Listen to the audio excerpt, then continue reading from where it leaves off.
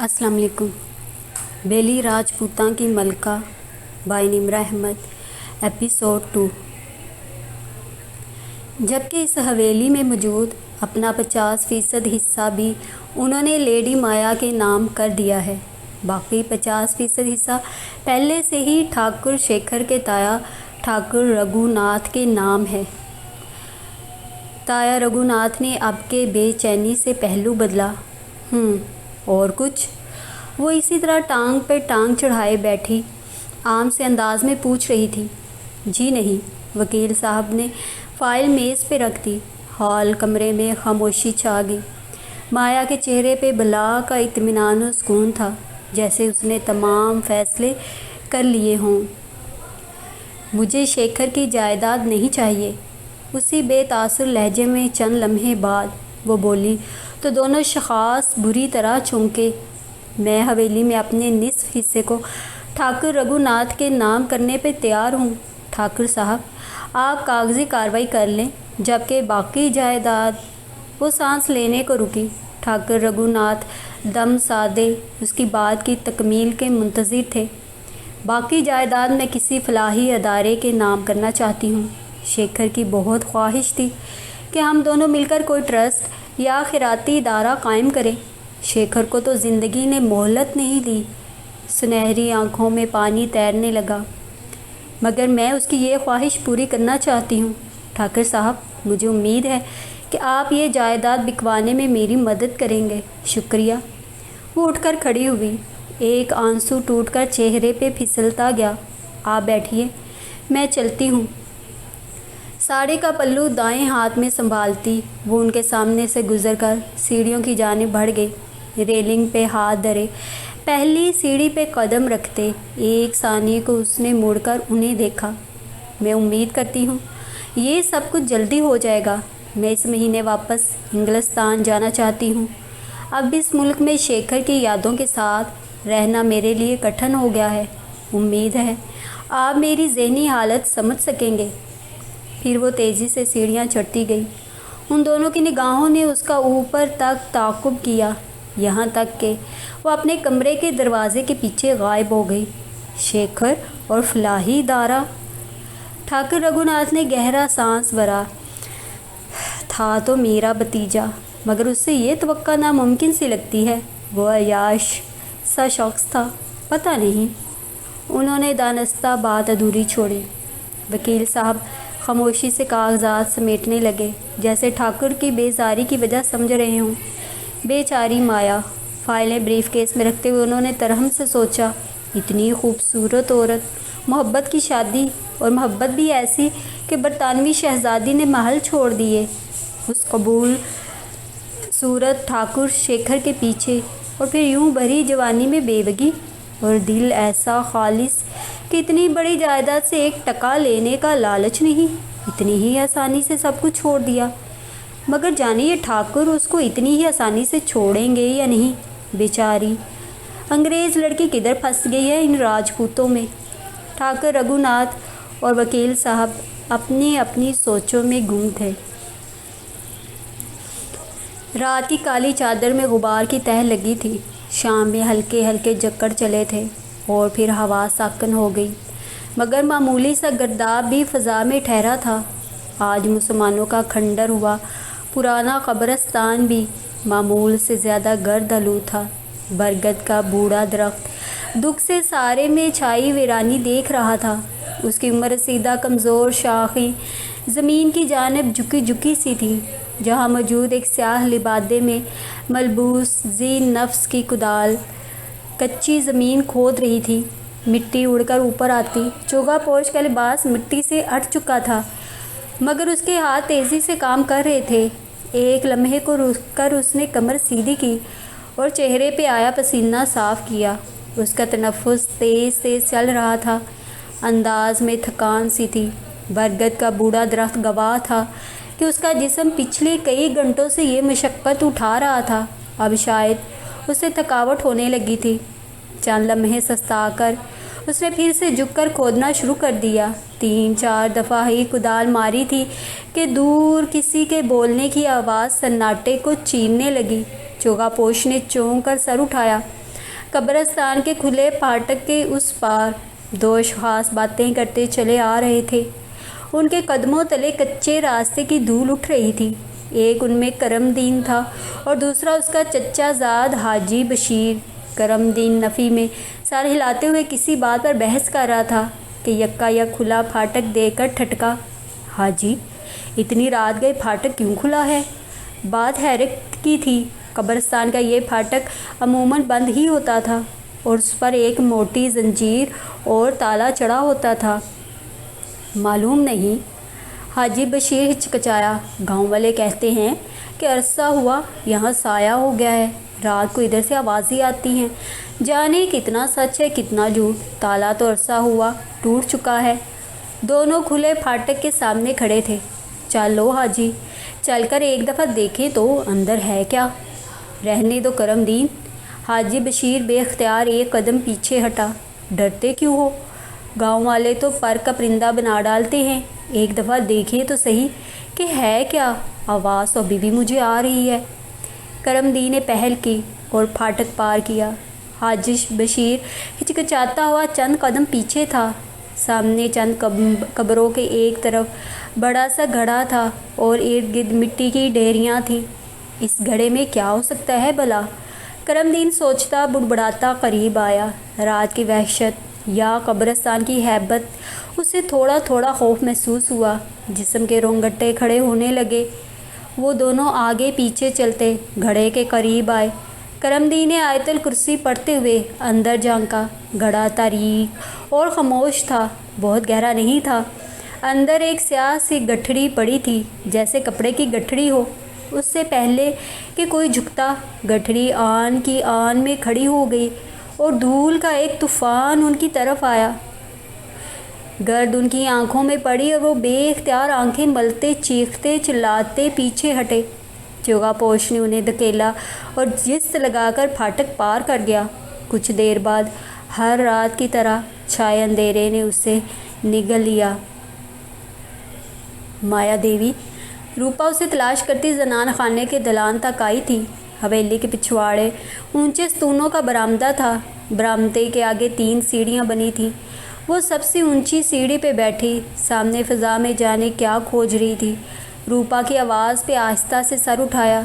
وہ بہت اطمینان اور تحمل سے ہر کام کرتی تھی۔ شاید ہی کبھی روپا نے اسے چونکتے دیکھا ہو۔ مایا دیوی، بڑے ٹھاکر آپ کو ڈرائنگ روم میں بلا رہے ہیں، داروغہ صاحب آئے ہیں۔ جی۔ وہ ایک لفظ کہے بنا اٹھ کھڑی ہوئی۔ اس نے آج بھی سادہ سفید ساڑی پہن رکھی تھی۔ بال فرانسیسی طرز کی چوٹی میں مقید تھے۔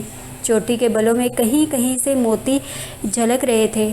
پاؤں میں پتلی اونچی ایڑی والی نازک سی جوتی تھی جس پہ سفید نگینے جڑے تھے۔ دیوان خانے میں اس روز جہاں وکیل صاحب بیٹھے تھے، آج ادھر وردی میں ملبوس تھانے دار تھا۔ اس کے ہاتھ میں چھڑی تھی۔ مایا کو دیکھ کر وہ بے اختیار اٹھ کھڑا ہوا۔ تایا رگھو ناتھ سامنے اسی صوفے پہ بیٹھے تھے۔ سامنے کرسیوں پہ تھانے دار کا عملہ بیٹھا تھا۔ ان کے پاس قلم اور کاغذ تھے۔ غالباً بیانات قلم بند کرانے کا انتظام کیا گیا تھا۔ وہ سب کو جیسے نظر انداز کرتی، اسے اعتماد اور بے نیازی سے چلتی تھانے دار کے مقابل صوفے پہ بیٹھ گئی، ٹانگ پہ ٹانگ یوں چڑھائی کہ جوتی کی نوک اوپر تھی۔ شاید یہ مقابل کو بتانے کا اشارہ تھا کہ وہ اس کی جوتی کی نوک پہ ہے۔ کمرے کے ایک کونے میں ایک عمر رسیدہ دیہاتی بیٹھا خاموشی سے سب کو دیکھ رہا تھا۔ چہرے مہرے سے وہ تھانے کے عملے کا حصہ ہرگز نہ لگتا تھا۔ جانے کون تھا؟ میم صاحب، آپ کو زحمت اس لیے دی کہ جیسا آپ جانتی ہیں۔ تھانے دار بیٹھ گیا تھا۔ ٹھاکر شیکھر راج کی موت آگ لگنے سے ہوئی ہے۔ پولیس کو کچھ کارروائی مکمل کرنا ہوتی ہے، سو آپ لوگوں کے بیانات درکار ہوں گے۔ کچھ سوال پوچھے جائیں؟ تمہید کو چھوڑ کر سوالات شروع کریں۔ مایا کے لہجے کا سرد پن محسوس کر کے اس نے ہاتھ ہلایا اور ٹھاکر رگھو ناتھ کی جانب متوجہ ہوا۔ مرحوم سے آپ کا کیا رشتہ تھا؟ ٹھاکر رگھو ناتھ نے حقے کی نئے منہ سے ہٹائی۔ اتنا تو تم جانتے ہو انسپکٹر شاہ کہ وہ میرا بھتیجا تھا۔ انداز میں ہلکی سی ناگواری تھی۔ ٹھاکر صاحب، میرے ساتھ تعاون کیجیے، وہ اثر لیے بغیر ٹھنڈے انداز میں بولا۔ مرحوم شیکھر کے پرست سرپرست کی ذمہ داری آپ نے کب سنبھالی تھی؟ یہی کوئی 15 برس ہوئے جاتے ہیں کہ میرے چھوٹے بھائی کا طویل علالت کے بعد انتقال ہو گیا۔ اس کی پتنی پہلے ہی داغ مفارقت دے چکی تھی۔ شیخر اس وقت غالباً 22 برس کا تھا، یعنی موت کے وقت ٹھاکر شیکھر راج کی عمر لگ بھگ 37 برس ہو گئی۔ انسپکٹر شاہ کا ایک اپنا انداز تھا، تھیکا سا، پے در پہ سوالات کرنے کا، بات کاٹنے کا۔ جانے کیوں مایا کو لگا وہ پہلے اس سے مل چکی ہے۔ درست، وہ اس وقت بچہ تو تھا نہیں کہ میں اس کی نگرانی کرتا۔ کچھ عرصے بعد تعلیم کے لیے انگلستان چلا گیا۔ پیچھے سے اس کی زمین جائیداد میں سنبھالتا تھا۔ اس نے گویا مجھے اپنی زمینوں کا نگراں مقرر کر رکھا تھا۔ اگر اسے آپ پہ اتنا اعتماد تھا تو اس نے چند سال پیشتر زمین کا بٹوارا کیوں کرایا تھا؟ اور کچھ لوگوں سے یہ بھی کہا تھا کہ شاید اس کے ساتھ بددیانتی ہوئی ہے۔ ٹھاکر رگھو ناتھ گڑبڑا سے گئے۔ نہیں، ایسی بات نہیں تھی۔ پہلے شیکھر اور ہماری زمینیں مشترکہ تھیں، پھر اس نے بٹوارا کر لیا۔ اس میں کوئی بڑی بات نہیں ہے۔ مایا خاموشی سے دونوں کو دیکھ رہی تھی۔ شیکھر انگلستان سے کب واپس آیا؟ وہ آتا جاتا رہتا تھا، اب آخری دفعہ شادی کر کے آیا تھا۔ ٹھاکر رگھو ناتھ نے ذرا کی ذرا نظر مایا پہ ڈالی۔ وہ اسی طرح سپار سا چہرہ لیے بیٹھی تھی۔ یہاں میں آپ کو کچھ زحمت دوں گا میم صاحب۔ انسپکٹر شاہ اس کی جانب متوجہ ہوا۔ شیکھر سے آپ کی شادی کب ہوئی؟ 6 ماہ قبل، انگلستان میں۔ مایا نے سر کو معمولی سی جنبش دی۔ آپ نے اس سے شادی کیوں کی؟ آپ کی عمروں میں تقریباً 17 سال کا فرق تو ہوگا۔ 13 سال کا، اس نے تصحیح کی۔ شیکھر ایک رئیس تھا، مگر دیسی رئیس، جیسا کہ آپ کو علم ہوگا کہ میرا تعلق برطانیہ کے شاہی خاندان سے ہے۔ کہتے ہوئے گردن قدرے تفاخر سے بلند ہوئی۔ سو ظاہری سی بات ہے، میں ایک نیٹو چیفتین سے شادی دولت کے بنا پہ تو کرنے سے رہی۔ ہمیں بس ایک قدر مشترک تھی اور وہ تھی محبت، سو ہم نے شادی کر لی۔ شادی انگلستان میں ہوئی؟ جی۔ آپ شادی کے کتنے عرصے بعد ہندوستان آئیں؟ تقریباً 2 ماہ بعد میں دلی پہنچی تھی۔ کچھ عرصہ ادھر ہی، پھر ڈلہوزی چلے گئے۔ تقریباً 3 ماہ قبل شیکھر مجھے بیلی راجپوتاں لایا تھا۔ آپ کی اردو بہت صاف ہے۔ انسپکٹر شاہ مسکرایا۔ میری فارسی بھی بہت صاف ہے۔ وہ آنکھوں میں آنکھیں ڈال کر اعتماد سے بات کرتی تھی۔ یہ انداز ایسا تھا کہ وہ کہے بغیر نہ رہ سکا۔ سنا تھا اہل فرنگ بے باک ہوتے ہیں، آج یقین بھی آ گیا، وگرنہ بر اعظم میں نگاہیں ملانے کو بے ادبی تسلیم کیا جاتا ہے، اور ہمارے یہاں نگاہیں جھکانے یا چرانے کو بددیانتی کی نشانی سمجھا جاتا ہے۔ راست گو انسان میں اتنی ہمت ہونی چاہیے کہ وہ 2 ٹوک بلا خوف و خطر بات کر سکے۔ بجا فرمایا۔ شیکھر سے آپ کے تعلقات کیسے تھے؟ میرا مطلب ہے خوشگوار یا درمیانے؟ ویسے جیسے ہر خوش و خرم میاں بیوی میں ہوتے ہیں۔ مثلاً کیسے؟ جیسے ہفتے بھر میں ایک لڑائی، 2-4 بار تلخ کلامی۔ کیوں؟ کہ آپ نے کوئی ایسا جوڑا دیکھا ہے جس کی آپس میں لڑائی نہ ہوتی ہو؟ آخری بار آپ کی تلخ کلامی کس بات پر ہوئی تھی؟ یہی کوئی 5 روز پہلے میں نے اس سے کہا تھا کہ ہندوستان میں خاصی گندگی ہے، یہاں کے لوگ صفائی کا خیال نہیں رکھتے۔ وہ آرام سے کہے جا رہی تھی۔ تو اس نے آگے سے کیا کہا؟ اس نے کہا کہ کم از کم وہ فرنگیوں سے تو بہتر ہیں جو مہینے میں بس 1 بار غسل کرتے ہیں، اور یہ کہ وہ کمپنی بہادر کے جتنے افسروں کو جانتا تھا وہ ایسے ہی تھے۔ یہ تو معمولی بات ہے۔ کبھی کوئی غیر معمولی تلخ کلامی ہوئی؟ جو عورت ایک شخص کی محبت میں محل چھوڑ دے اور اس گاؤں میں آن کر بس جائے، وہ کیوں غیر معمولی تلخ کلامی کرے گی؟ انسپکٹر شاہ لاجواب سا ہو کر خاموش ہو گیا، پھر ٹھاکر رگھو ناتھ کی جانب مڑا۔ وقوعہ کے روز شیکھر کو آخری بار آپ نے کب دیکھا تھا؟ صبح ناشتے پہ۔ میں ناشتے کے بعد زمینوں پہ چلا گیا۔ تھوڑی دیر بعد ہی نوکر بھاگتا ہوا آیا کہ مہمان خانے میں آگ لگ گئی ہے۔ جب تک میں پہنچا سب کچھ جل چکا تھا۔ آگ کے بجھنے تک اس کی کوئلہ صورت لاش ملی۔ اس کے قد بت اور گھڑی اور دیگر چیزوں سے اس کی شناخت ہوئی۔ میں نے فوراً ایک ملازم کو امرتسر مایا دیوی کو لینے بھیجا، وہ بھی ایک سست رفتار بگی پہ، اور میرے پہنچنے سے قبل ہی شیکھر کی چتا چلا دی گئی۔ وہ اتنے سرد چبھتے ہوئے انداز میں بولی کہ انسپکٹر بری طرح چونکا۔ تو ٹھاکروں کے مابین اختلافات ابھی تک موجود تھے؟ موٹر خراب کھڑی تھی اور کوئی حل نہیں تھا۔ ہم نے رات تک آپ کا انتظار کیا مگر لاش کی حالت اتنی خراب تھی کہ چتا جلانے کے علاوہ کوئی چارہ نہیں تھا۔ مگر مجھے رام ناتھ نے یہ نہیں بتایا کہ شیکھر مر گیا ہے۔ مجھے صرف یہی بتایا کہ شدید ایمرجنسی ہے، شیکھر نے بلوایا ہے۔ میں 2 روز پہلے امرتسر کچھ کام سے گئی تھی، پیغام سن کر جلد از جلد پہنچ گئی، مگر تب تک شیکھر کی راکھ بھی بہائی جا چکی تھی۔ اس ساری بات سے آپ کا کیا مطلب ہے مایا دیوی؟ انسپکٹر نے سوچتی نگاہوں سے اسے دیکھا۔ مطلب صاف ہے، میرے پتی کو قتل کیا گیا ہے۔ ٹھاکر رگھو ناتھ بری طرح چونکے۔ حقہ ایک طرف ہٹا دیا گیا۔ شک تو مجھے بھی یہی ہے۔ بہرحال میم صاحب، آپ کو کسی پہ کوئی شک ہے؟ انسپکٹر کی بات پہ وہ پل بھر کو خاموش ہو گئی، پھر نفی میں سر ہلا دیا۔ نہیں، لیکن میں تفتیش کا مطالبہ کرتی ہوں۔ ٹھاکر رگھو ناتھ نے بے چین ہو کر پہلو بدلا۔ مایا نے چہرہ ان کی طرف موڑا۔ آپ کو کوئی اعتراض بڑے ٹھاکر؟ وہ کچھ کہتے کہتے رک گئے اور نفی میں گردن کو جنبش دی۔ یہ آگ نہایت پراسرار طریقے سے لگی ہے۔ لاش کا پوسٹ مارٹم بھی نہیں ہو سکا، لیکن انشاءاللہ کوئی نہ کوئی سراغ مل ہی جائے گا، اسی لیے میں فضل الہی کو ساتھ لایا ہوں۔ اس نے کونے میں بیٹھے عمر رسیدہ دیہاتی کی جانب اشارہ کیا۔ مایا نے آنکھیں سکوڑ کر اس سے دیکھا۔ یہ کون ہے؟ یہ کھوجی ہے۔ انسپکٹر شاہ اٹھ کھڑا ہوا۔ عملے نے پیروی کی۔ میں شیکھر اور کسی ایسے شخص کے کھرے تلاشنا چاہتا ہوں جو پرسوں صبح مہمان خانے میں آیا ہو۔ اب تک تو کھرے تباہ ہو چکے ہوں گے۔ جی نہیں، بڑے ٹھاکر نے یہ عقل مندی کی کہ لوگوں کو جائے واردات سے دور رکھا۔ کسی نہ کسی حد تک کھرے تباہ ضرور ہوئے ہوں گے، مگر مجھے امید بہرحال ہے۔ مایا اٹھ کھڑی ہوئی۔ میں یہ کارروائی آپ کے ہمراہ دیکھنا چاہتی ہوں۔ چند لمحے بعد وہ انسپکٹر شاہ اور کھوجی کے ساتھ کوئلہ ہوئے مہمان خانے کے سامنے کھڑی تھی۔ مہمان خانہ حویلی سے ہٹ کر بنا تھا۔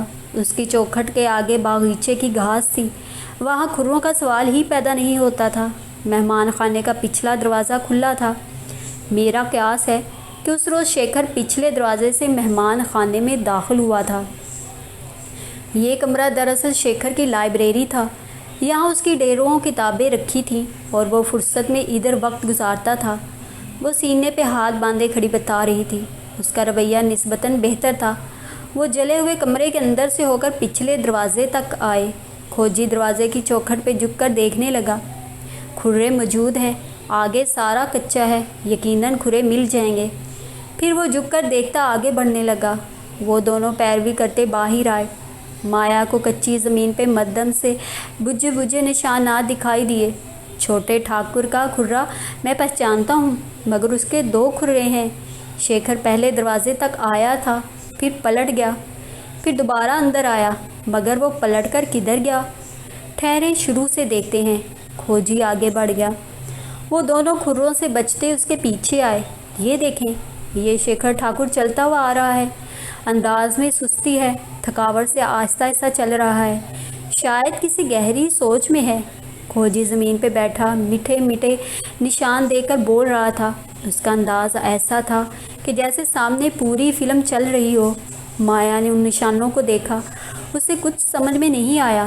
یہ دیکھیے، اب چوکھٹ سے چند قدم دور ٹھاکر رکا ہے اور کچھ دیر جیسے سوچ کر اس طرف پیچھے کو مڑا ہے۔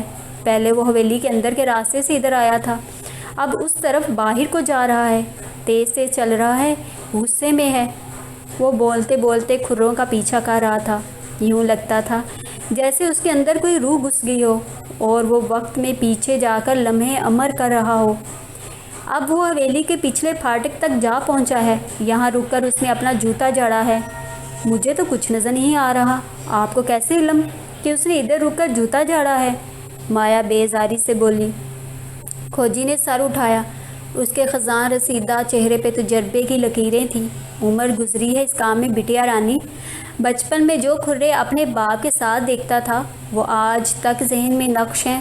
تمہاری انگریز سرکار کھوجیوں کی نشاندہی کو بطور ثبوت نہیں مانتی، مگر گاؤں کے ہر داروغے کو ہمارے کام کا پتہ ہے، تبھی تو آج بھی تھانے دار صاحب ہمیں بلا لیتے ہیں۔ پھر وہ جھک کر مٹی کو غور سے دیکھنے لگا۔ یہ اپنے کام میں پراسرار حد تک ماہر ہوتے ہیں میم صاحب۔ اس نے شانے اچکا دیے، گویا ہتھیار ڈال دیے۔ اب ادھر وہ جوتا جاڑ کر پھر سے چل پڑا ہے۔ حویلی کے پھاٹک کے قریب اسے کوئی ملا ہے، غالباً ملازم ہے کہ یہ نوکیلی جوتی کا کھرا میں نے پچھلی طرف بھی دیکھا تھا۔ اس نے تھوڑی دیر ملازم سے بات کی ہے، پھر شاید غصے میں اسے جھاڑا ہے۔ ملازم سہم کر پیچھے ہو گیا ہے۔ چھوٹا ٹھاکر اب پھاٹک پار کر کے باہر نکل آیا ہے۔ وہ حویلی سے باہر نکل آئے تھے۔ کھوجی کمر پہ ہاتھ رکھے سوچتی نگاہوں سے سامنے کھیتوں کو دیکھنے لگا۔ کھیتوں کے اندر سے تو شاید کھرا نہ ملے، مگر نہیں، وہ پگڈنڈی سے ادھر جا رہا ہے۔ یہاں بہت سے کھرے ایک دوسرے پہ چڑھے ہوئے ہیں، لوگ ادھر سے گزرتے رہتے ہیں، مگر مجھے دیکھنے دیجیے۔ وہ دونوں کھیتوں کے کنارے کھڑے ہو گئے، جبکہ کھوجی پنجوں کے بل زمین پہ بیٹھا مٹی کی زبان پڑھنے لگا، اور پھر جب وہ یہ زبان پڑھتے پڑھتے کھیتوں کے اختتام تک پہنچا تو اشارے سے انہیں اپنی طرف بلایا۔ وہ پگڈنڈی سے گزر کر اس طرف آیا ہے۔ یہاں سے آگے کھرے واضح ہے، مگر اس کے کھروں پہ اس کا اپنا ہی کھرا چڑھا ہے، مطلب چھوٹا ٹھاکر بعد میں انہی قدموں واپس بھی آئے گا۔ وہ انہیں اپنے پیچھے لیے جھک کر مٹی کو دیکھتا آگے بڑھتا رہا، پھر ایک دم رک گیا۔ داروغہ صاحب، وہ کچے راستے کی طرف مڑ گیا ہے۔ گاؤں کے تو سارے راستے کچے ہیں۔ مایا حیرانی سے بولی۔ نہیں بٹیا رانی، ہم اس راستے کو بولتے ہی کچا راستہ ہے جو مسلمانوں کے پرانے قبرستان کی طرف جاتا ہے۔ آگے چلنا ہے داروغہ جی؟ کھوجی شش و پنج میں مبتلا پوچھ رہا تھا۔ ہاں چلنا ہے۔ ایسا کیا ہے کہ آپ کو سوچنا پڑ رہا ہے؟ مگر دونوں نے مایا کی بات کا جواب نہیں دیا۔ وہ کچے راستے پہ چلتا پرانے قبرستان کی طرف جا رہا ہے۔ ادھر اس سے کوئی آ کر ملا ہے۔ اب کھوجی بیٹھ کر بغور نشانات کو دیکھنے لگا۔ آنے والا اونچے قد کا مرد ہے، ڈیل ڈول اچھا ہے۔ اس نے ٹھاکر شیکھر سے مسافے کے لیے ہاتھ بڑھایا ہے، مگر ٹھاکر پلٹ گیا ہے، پھر چند قدم واپس جا کر پھر دوبارہ نوارد کی جانب آیا ہے۔ یہاں لگتا ہے کہ جیسے نوارد کافی دیر ہوئی اس کے انتظار میں ٹہلتا رہا ہے۔ اب اٹھا کر اس سے ہاتھ ملایا ہے یا گلے ملا ہے، یا نوارد نے اس کے شانے پہ ہاتھ رکھا ہے۔ اب وہ دونوں ساتھ ساتھ چلتے ادھر تک آئے ہیں۔ سامنے پرانے قبرستان کا لکڑی کا خستہ حال پھاٹک تھا، اس کا تالا ٹوٹا ہوا تھا۔ وہ یہاں کھڑے کافی دیر باتیں کرتے رہے ہیں، پھر دونوں میں لڑائی ہو گئی ہے، شاید ہاتھا پائی بھی ہوئی ہے۔ اب شیکھر نے مقابل کو ادھر دھکا دیا ہے اور تیز تیز چلتا واپس آیا ہے، انداز میں غصہ ہے۔ یہ کہہ کر کھوجی کھڑا ہو گیا اور کپڑوں سے مٹی جھاڑی۔ اس کے بعد تو آپ کو علم ہے کہ ٹھاکر واپس مہمان خانے میں چلا گیا تھا۔ ایک آخری بات فضل الہی، کیا یہ شخص جو اس سے ملا ہے اس کے پیچھے مہمان خانے تک آیا ہے؟ کچے راستے پہ کچھ ایسے نشان ہیں جیسے کسی نے کھرے مٹا ڈالے ہوں۔ ہو سکتا ہے وہ پیچھے آیا ہو، مگر راستہ بدل کر۔ شکریہ فضل الہی۔ دلچسپ کارروائی تھی انسپکٹر صاحب۔ آپ اس نوارد کے کھرے کا مولڈ تیار کروا لیں اور کسی بھی قسم کی پیش رفت سے مجھے ضرور آگاہ کیجیے گا۔ میں شیکھر کے قاتلوں کو سلاخوں کے پیچھے دیکھنا چاہتی ہوں۔ وہ کہہ کر جانے لگی۔ میم صاحب، آپ کو کسی پہ شک ہے تو بتا دیجیے۔ نہیں ہے۔ پھر ٹھہر کر بولی، ٹھاکر رگھو ناتھ کا بیٹا گوپال آج کل گاؤں سے باہر شکار پر گیا ہوا ہے، واپس آئے تو اس کا بیان ضرور لیجیے گا۔ کہہ کر وہ تیز تیز قدموں سے کھیتوں کی جانب بڑھ گئی۔ انسپکٹر شاہ اس کی پشت پہ گرتی ساڑی کے پلو کو دیکھتا کسی گہری سوچ میں گم تھا۔ کرم دی نے صدمہ سہا لیا تھا، مگر حاجی بشیر اگلے کئی روز تک بخار میں پھونکتا رہا تھا۔ گاؤں والے اس کی عیادت کے لیے آتے تو اپنے ہمراہ کئی کہانیاں دوسروں کو سنانے کے لیے لے کر پلٹے۔ کوئی کہتا ان کے دیکھتے ہی دیکھتے قبر شق ہوئی اور اندر سے وہ بھوت نکلا۔ اس کا قد 10 فٹ تھا۔ اس نے منتر پھونک کر حاجی بشیر کو بے بس کر دیا۔ انہیں چت کر کے وہ خوفناک قہقہے لگاتا آسمان پہ اڑتا چلا گیا۔ اس کی آنکھوں اور منہ سے لہو بہہ رہا تھا۔ بات اپنے حجم سے کئی گنا بڑھ کر بیلی راجپوتاں کے چپے چپے تک پھیل گئی۔ حاجی بشیر کو اس کی بیوی بچوں نے مولوی سے کئی بار دم کروایا، تب وہ جا کر سنبھلا، لیکن پھر گاؤں والوں نے پرانے قبرستان کے قریب سے گزرنا بھی چھوڑ دیا۔ جو بات پہلے لوگ دبی دبی زبان سے کہتے تھے، اب اس کا ثبوت بھی انہیں مل چکا تھا۔ اس نے بالکنی کی جانب کھلنے والے دروازے کو دھکیلا۔ लकड़ी के दोनों पट चरचराहट के साथ खुलते चले गए। चमकीली तेज धूप उससे लिपटने लगी। वो माथे पे हाथ का छज्जा बनाए पलकें सिकोड़ कर इधर उधर का जायज़ा लेती बाहर बालकोनी में आ गई। बेली राजपूता पे जाती शर्मा की चमकीली दोपहर उतरी थी। बालकोनी से दूर दूर तक फैला गांव दिखाई दे रहा था। ऐसे मंडेर पे तिरछी बैठी जर्द दीवार से सर टिकाए वो किसी मुसव्वर का खूबसूरत पोर्ट्रेट लग रही थी। चेहरा अब भी बर्फ़ सा था, बिल्कुल बेतासुर, और भूरी आंखों में चमकीली धूप का अक्स उतर आया था। बाल इकट्ठे करके गर्दन के दाएं जानब आगे को डाल लिए थे। वो बहुत खामोशी से दूर फैले खेतों को देख रही थी। तभी मुलाजमा रूपवती उसके लिए चांदी की तश्तरी में ताज़ा फलों के रस से भरा गिलास ले आई। वो गिलास थामे घूंट घूंट रस पीती रही। निगाहें दूर खेतों पे थी। जाने किसने जादू टूना कर दिया है इस हवेली पे। उसको खामोश पाकर रूपवती वहीं दीवार से टेक लगाए खड़ी कहने लगी, चंद माह पहले की तो बात है जब छोटे ठाकुर आपको लेकर पहली दफ़ा हवेली आए थे। कितना जश्न मनाया था, कैसा चरागां किया था बड़े ठाकुर ने। पूरा गांव सज गया था। कितनी दावतें की थी ठाकुरों ने। पर हाय भगवान, बस एक दिन के लिए आप अमृतसर गई और पीछे से मेहमान खाने में आग लग गई। छोटे ठाकुर की तो लाश पहचानी भी नहीं जा रही थी, बस अंगूठी और घड़ी से पहचाना, वरना चेहरा तो बिल्कुल ही। शेखर सुबह उस मेहमान खाने में क्यों गया था? उसकी बात काटकर माया ने पूछा। वो अभी तक बाहर देख रही थी। मुझे किसी ने भी इस सवाल का तसल्ली बख्श जवाब नहीं दिया।